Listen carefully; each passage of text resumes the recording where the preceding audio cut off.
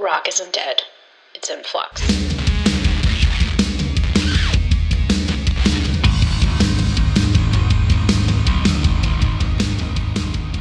Hi everyone, I'm Britt with Rock and Flux, and I'm joined today by Alex Rieth of the band Holy Fawn. Alex, thank you for being with me today. I appreciate it. Of course. Thank you for having me. Sure. So the band is Holy Fawn. Just to get things started, can you give me just like a brief background of how you all got started? I think you started in 2015. Just, how you kind of formed and started doing this music. Sure. 2015 sounds right. I think it's been about 7 years. I think this October marks 7 or 8 years. So it's been a while now.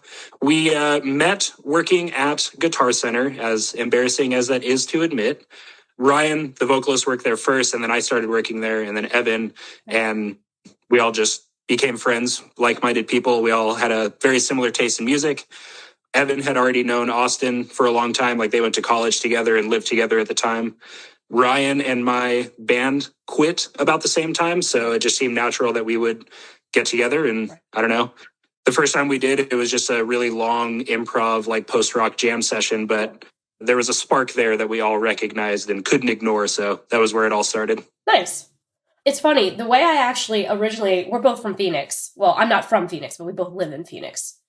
Nice. Yeah, so I actually heard of you all because I started this website, I guess in 2018, I want to say. Mm. And I had been at the Rebel Lounge, and I saw Broken Girls from Affluent Backgrounds live.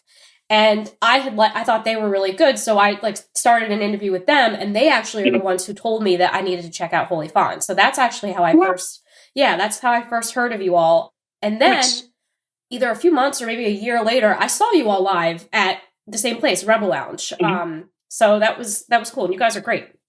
Thank you. Yeah, Rebel Lounge is like our home away from home. It's our favorite venue out here. I think we may have played it a little too much at this point, but we do love it. That venue is so cool too because it has so much history, So it's a cool place to play, just from the stories that are probably out there and stuff. So let me ask you this: why the name Holy Fawn? Where does that come from? I've always wondered.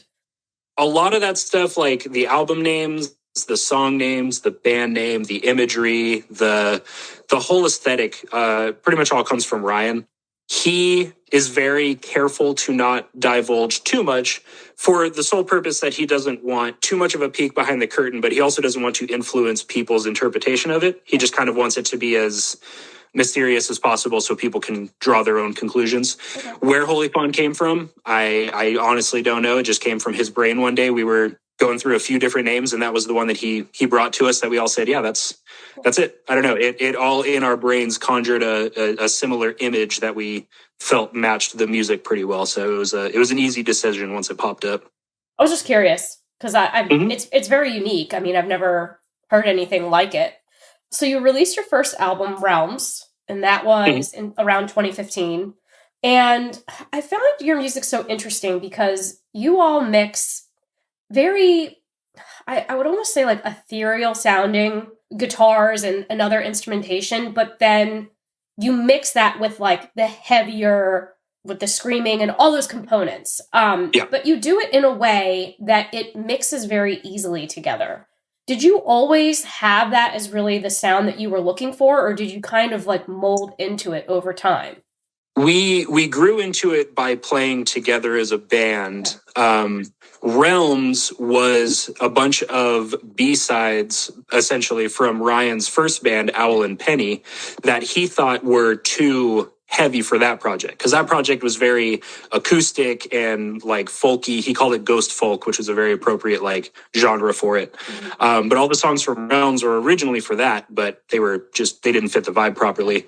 And then once we started to play them together as a band, that's where the heaviness really kind of came through. I think just the energy of the four of us in a room together unintentionally brought out a heaviness that I don't think any of us were prepared for or aware of. We all have varying degrees of influences in music. I am very much predominantly a metalhead, so I think just by nature, when I play, that's just kind of where I revert to. But yeah, it seemed like a very natural progression, especially when we got into Death Spells. It just kind of became part of the songs. Right. Yeah, I can definitely see the difference between those two albums. So really, did you all write any of the songs on Realms together, or they were pretty much most of them already existed? No, they were all done by the time we joined. Ryan was like, "Hey, I have these 6 songs. Let's just try to play them." So what's on the album is all recorded by Ryan. The live versions that we would end up playing, we all kind of put our own touch on here and there, which was always fun to have the live shows and songs be as different as possible while still being the song. But it just gave something different to experience in a live setting, so you weren't just listening to the album. Right.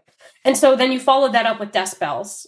You definitely kept the same signature sound, but I can hear like the difference in production, and it's a little elevated from Realms. So did you all write that album together and record it together? How did that process work for that one?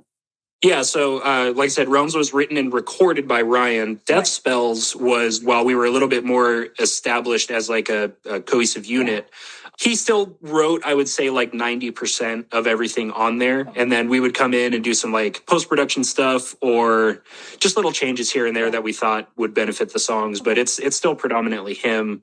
But a lot of those songs were crafted in a live setting. We took, I think, 2 years in total to record and like finalize that album. And we did it through multiple different houses that we lived at. We went through gear changes like throughout the entire process. Like it was a very fun and experimental piece to put together. And then finally, Evan and Austin, who are the resident engineers of the band, that's all them. That entire album is Evan and Austin's recording genius all over it. We didn't send it off to get mixed and mastered at first by anyone else. The original release was just 100% in-house. Cool.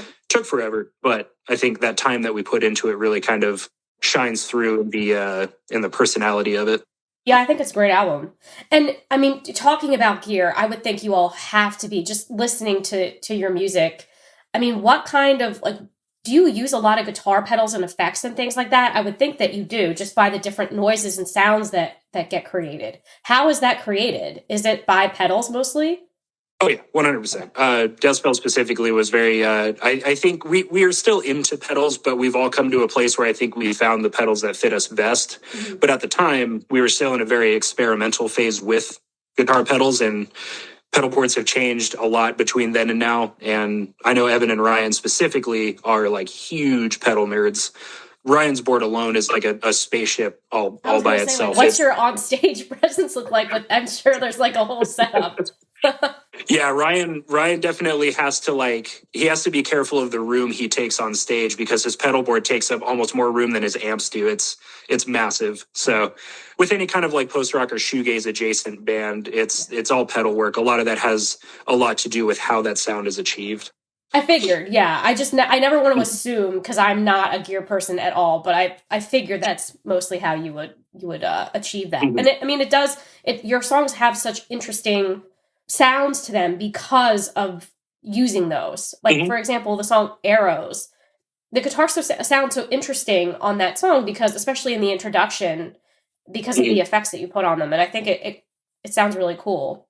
The other thing that I found interesting is that a lot of the time, Ryan sings in a very high key.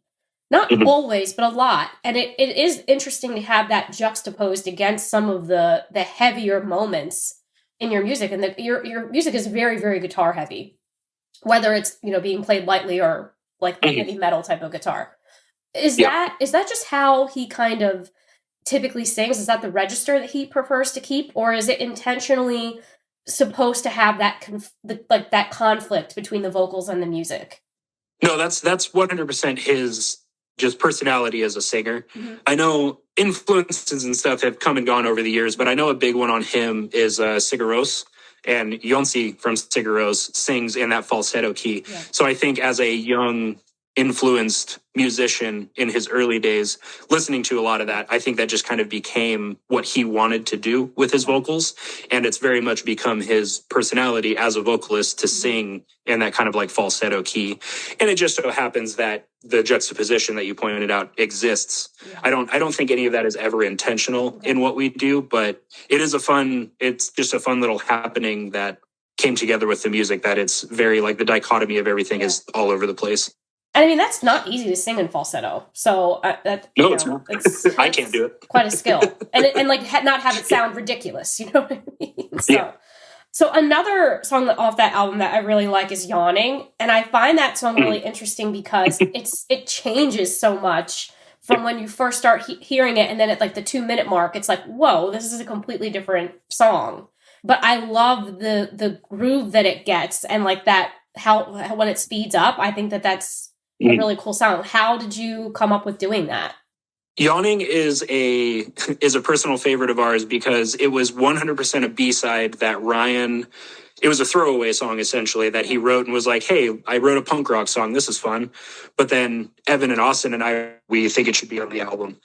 Ryan was not about it at first because it's the only song of its type on the album. There's no other song in there that has that kind of like punk rock feel to it. Right. But I don't know, we just loved it so much that we just over time beat him down and convinced him to put it on there.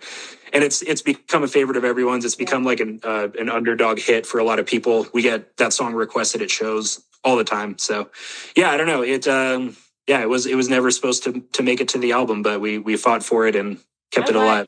I'm glad you did, because I really do like that song. It's especially when it kicks in, it's just fun to listen to. And it has that that punk feel. So I really like that. Yeah, it's just a very upbeat, fun, energetic. It just puts you in a good mood. It's just like, I don't know, it's just a fun song. Yeah, and I can it's an earworm. Like just the guitar part when it speeds up like that, it gets in your head. So it's really cool. So your most recent release is Dimensional Bleed. You released that last year, and it probably isn't, but it almost feels to me like it is a bit of a concept album. Am I at all right in that? To a degree. It's never intentionally, but we definitely pick, I wouldn't even say we pick like a vibe or a theme, but once we start writing the first few songs that will eventually become an album, we be on like, okay, these songs make us feel like this. And then that's just kind of the idea that we chase down for the rest of the songs.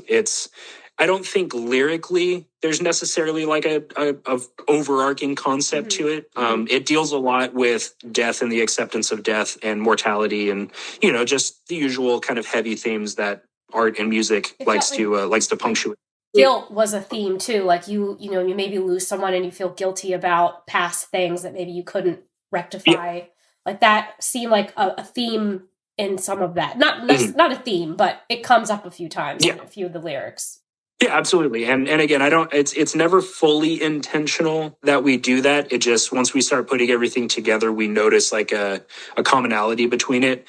And instead of trying to change it, we're just like, okay, this is the persona that these songs are taking on. So let's just keep going with that. And then, I wouldn't call it a concept album, but it definitely has a theme to it. If that makes sense. Yeah, no, it does. So you all have toured quite a bit, especially lately too. You supported Thrice in 2020, and then you're going to support them again this spring. Did I read that correctly? How is touring with them, like with a band like that that's had some larger past success? How what are those shows like for you all? They make us feel very spoiled. We all, obviously, like any musician, we start from the bottom of playing these tiny little bars to people.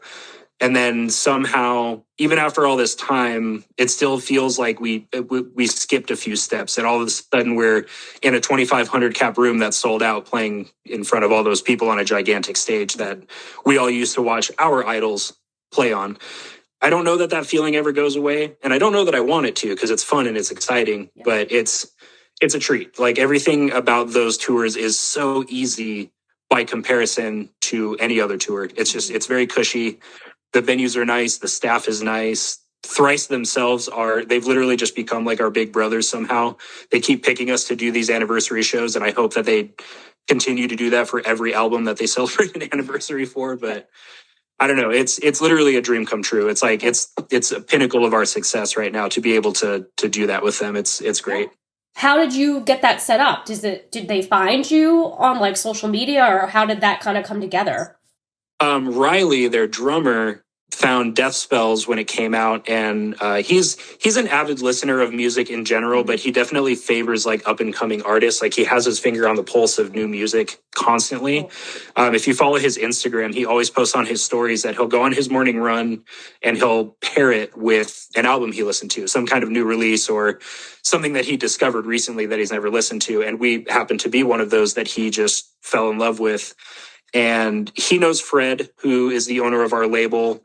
And he just kind of championed us forward by like a lot. And I think for that first Thrice tour, it's 100% his doing that we ended up being on there at all. And then through that tour, I think we proved ourselves well enough to the rest of them that for this next anniversary tour, I think we're the only other band on that tour. So it has to, they all have to think pretty highly of us to all 5 of them agree on it. So I don't know. It's a very heartwarming feeling for them to be that like supportive of us. Absolutely. That's all. I love when musicians don't get like so in their own heads, and when you really love music and that's why you want to find new music. I mean, that's really what I'm doing this website and the podcast and everything for. It's just, I like finding new music and talking about it to musicians. And Absolutely. I think that's really cool that people still look for it, even, in a position like that. And, it's funny, this always comes up in every conversation I've had, but I think it's so integral now to the way the industry is with like all the streaming services and social media and everything else. Like that may never have happened in the early 2000s. It wouldn't have, most likely. You know what I mean? Because the internet, unless maybe MySpace, like that probably happened for a few people that way, but not to the extent that I think it can now, because I mean, that's how I find most of the music I listen to is on Spotify, really. They have that algorithm figured out.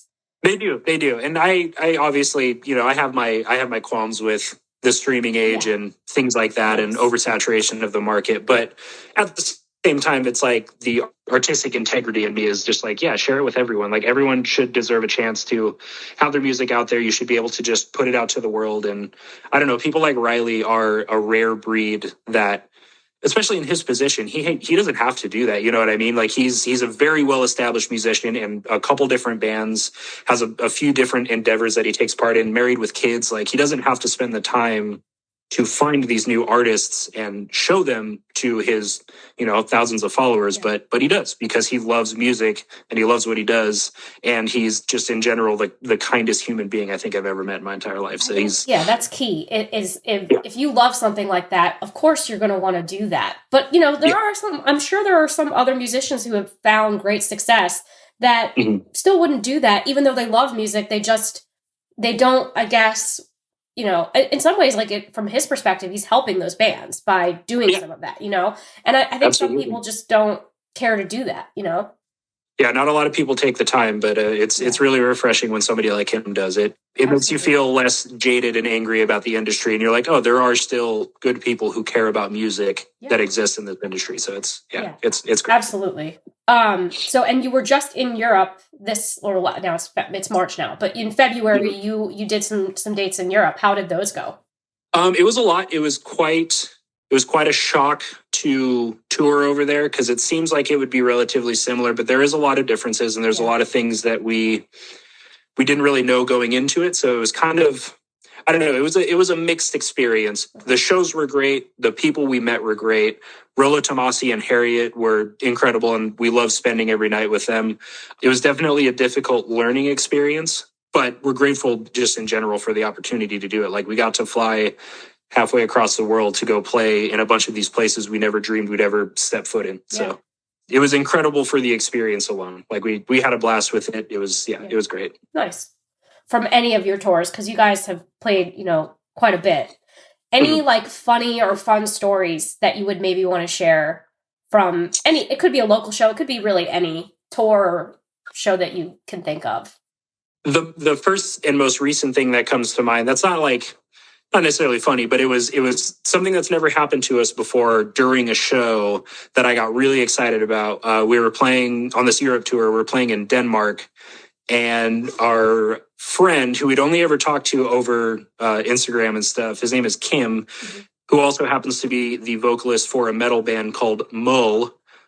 He jumped up on stage during Death is a Relief to do the end part of the song, like took the microphone from Ryan and did like unannounced guest vocals for us, which at first I didn't recognize who he was, and I kind of got scared. I just saw somebody jump on stage and I was like, oh God, what's happening? But then I saw who it was and I saw what he was doing, and it was just like, I don't know, it just got me so amped in the moment of like, fuck yeah, dude, that's rad. So that was a lot of fun. Nice.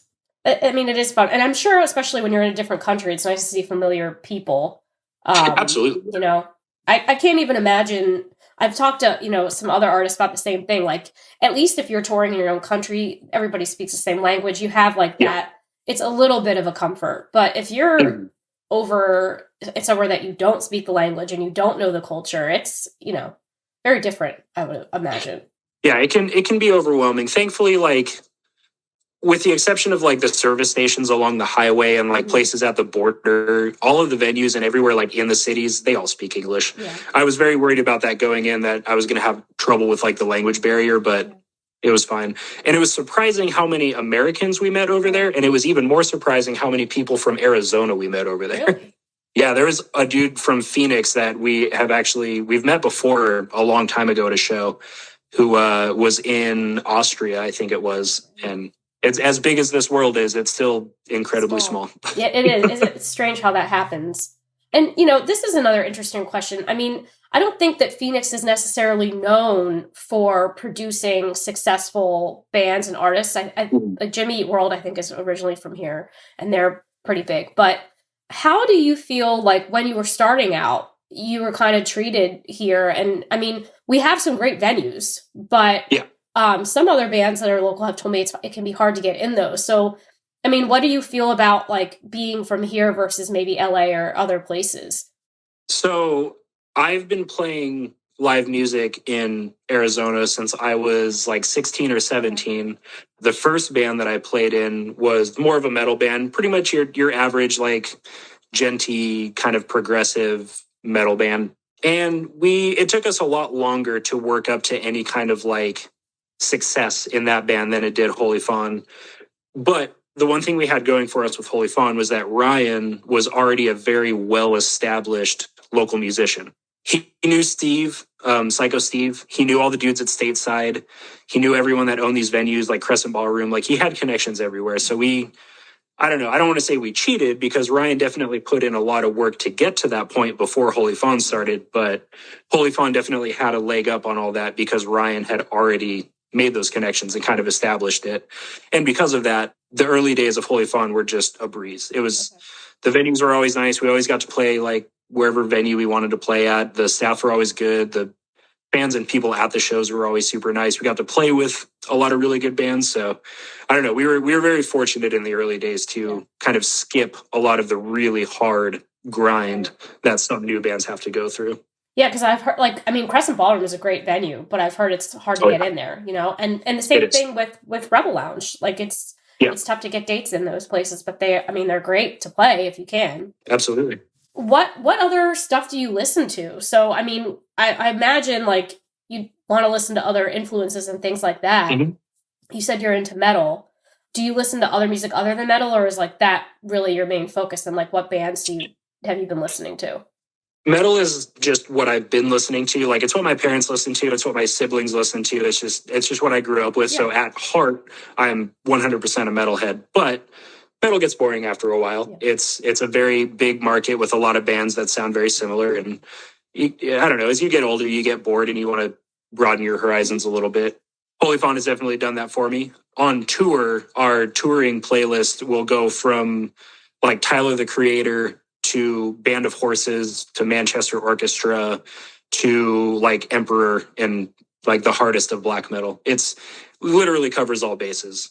Evan, Austin, and Ryan will try to sneak some country in there, much to my chagrin. But no, we try to listen to everything. We try to just keep it open. Being closed-minded about music doesn't help anything. Right. It certainly doesn't help your influences. And I think one of the things that makes Holy Fawn as well-rounded as it is that the four of us really don't share, like, in our heart what music we grew up with. None of us really share that. So it's very, very wide range of things to listen to in this band. That's probably a good thing, though, because then you're all coming with different perspectives. I think it helps them. How do you all, especially, you're touring pretty often. Your tours how long has your longest tour been? About a month, or have you gone longer than that? I think the first Thrice tour we did was 5 weeks. Okay. And I think this upcoming one is 6. Okay. How do you all deal with being around each other so long? Do you do you just get along well enough, or do you start to kind of get antsy about it? Because I mean, touring is both physically and mentally draining, I would imagine. Oh yeah. So yeah, no, you really have to be okay with punishing yourself to be a touring musician. Like it sucks. I love it. It's my favorite thing in the world, and I'm eternally grateful that I get to do it. But I'd be lying if I said that it was easy in any sense of the word. We're human beings. We get on each other's nerves. We yell at each other and we fight sometimes. But we also are all very like empathetic, compassionate people, and we can push each other to the edge. But after we've done that, we can kind of recognize that we went too far, and we're all very good at like just apologizing to each other. So everything's kept on a pretty even keel. You know, people get stressed out and react in a certain way, but we're all good about kind of bringing it back to center and just being like, hey, everything's okay. So we all love each other very much, and we get along really well. So that it helps a lot. Oh yeah, for sure. And like you all have known each other for quite a long time too. So yeah, and it's been the four of us in the band since day one. So it's like everything that this band has been through, we've all been through it together. So there's a very shared there's a shared trauma that exists with us, which is terrible, but it helps. So the other thing too, Dimensional Bleed came out last year, but how long does it typically? Because I know it took you a while when you said to write Death Spells. It took some time to get all that written. Did it take as long to write Dimensional Bleed, and did you have to deal with any of the COVID issues while you were trying to write and record that? Yeah, so Death Spells was written before we had any kind of label or management. It was just us writing the album we wanted to. We had zero time constraints other than what we felt was just necessary, which can be a good thing because that means you can perfect an album, but it's also a bad thing because you can't perfect an album. All you can do is just constantly change it. And then in some cases it never gets released, but we did an okay job of reining it in at the end and being like, okay, this is done and we have to put it out. Dimensional Bleed, we definitely had a time constraint for because it was our first official release through Wax Bodega and Triple Crown. Thankfully, though, the pandemic and the lockdown kind of afforded us a little more time because we could just be like, hey, for obvious reasons, you know, this is going to take a little while. But it also gave us a unique opportunity to craft these songs in a different way than we did on Death Spells. Death Spells was a live album. We played all the songs together. This one, we just sat in Evan's room and kind of crafted everything. So it created a very big difference in it. Then it also allowed us to do it, I think, in a quicker manner than it would have if we were left to our own devices, because it probably would have taken another 2 years. Well, I mean, how do you feel about that? Do you all like the pressure of having like the label saying, hey, we need this by a specific date? Or is it kind of a mixed? I mean, I would imagine it's a mixed bag, but the opportunity is great, you know? Yeah, we obviously want all the time in the world to, you know, make it the best that it can be. But again, the best that it can be exists only in our view. No one else is going to pick up on the small things that we think are wrong with it. You know what I mean? It's just artists being perfectionists at that point. So it's stressful to have the deadline, but it also helps to just be like, no, this is the allotted time. Like you got to do it in there. Yeah. Well, because I mean, also when you're like living with something for a long time, you'll nitpick it apart too, because you're so close to it, you know? Yeah. You'll change it forever if you're left with infinite amount of time. So. Right. So a question that I also like to ask everybody that comes on, because it's kind of the branding of this, I guess, is rock dead? And what your thoughts are on that? I personally do not think that it is. I think that it's just changing and evolving, and I think that there's some great, music coming out, but always curious to know everybody else's thoughts. No, I don't think it's dead at all. I think people who generally think that rock is dead are people who come from a different era when music was wildly different than it is now. People think rock is dead because there are no more Motley Crues and there are no more Def Leppards and there are no more of these huge, larger than life arena rock bands. That doesn't mean rock is dead. That just means that we don't have the funds to pour into it like we did in that time. Streaming, internet, Instagram, all that stuff, it oversaturates the market to a degree because now anybody and everybody can release an album. But because of that, that means that every single artist and person who knows how to craft a song is granted the opportunity to do so. By that standard alone, no, it's not dead. There's albums coming out every week. Evan and I work at a record store out in Arizona called Zia Records. And, we see it every single week. We see thousands of things getting released, and they're all not all good, but I'd say like 75% of them are great. You know what I mean? So it's far from dead. It's thriving in an artistic sense more than it ever has. In a financial sense, right.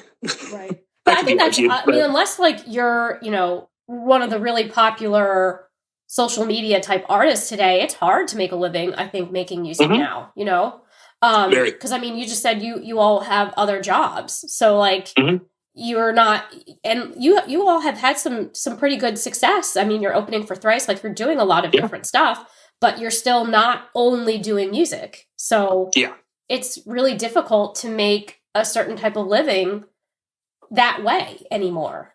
Absolutely.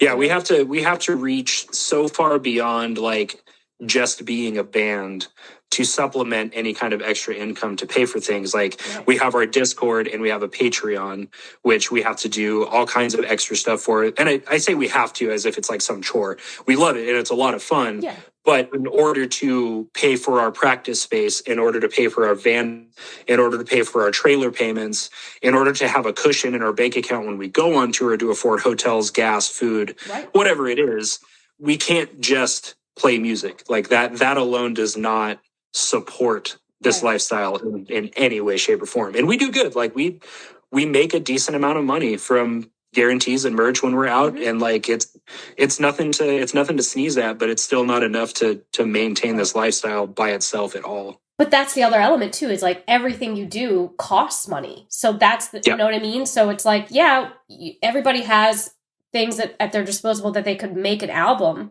but all of those things for the most part cost something, and it has to be funded by something, So yeah, absolutely. How do you work out going on tour then? Are they just understanding for your timing, or how does that work? Yeah, Zia Records is the greatest company that I've ever worked for. And I'm not saying that just because I have to or because I work for them. I genuinely mean it. Being a small, independent, locally owned company don't have the sensibilities of a corporate business where they don't care who we are or what we do or what our personal life is. Right. If we want to leave for, a month and a half, they're not going to be like, cool, see you later. We got a stack of applications and we'll just find somebody else. Like Zia Records actually cares about Evan and I and what we do. And when we go on tour, they're genuinely excited for us. They hold our position. They hold everything that we do for that company until we get back.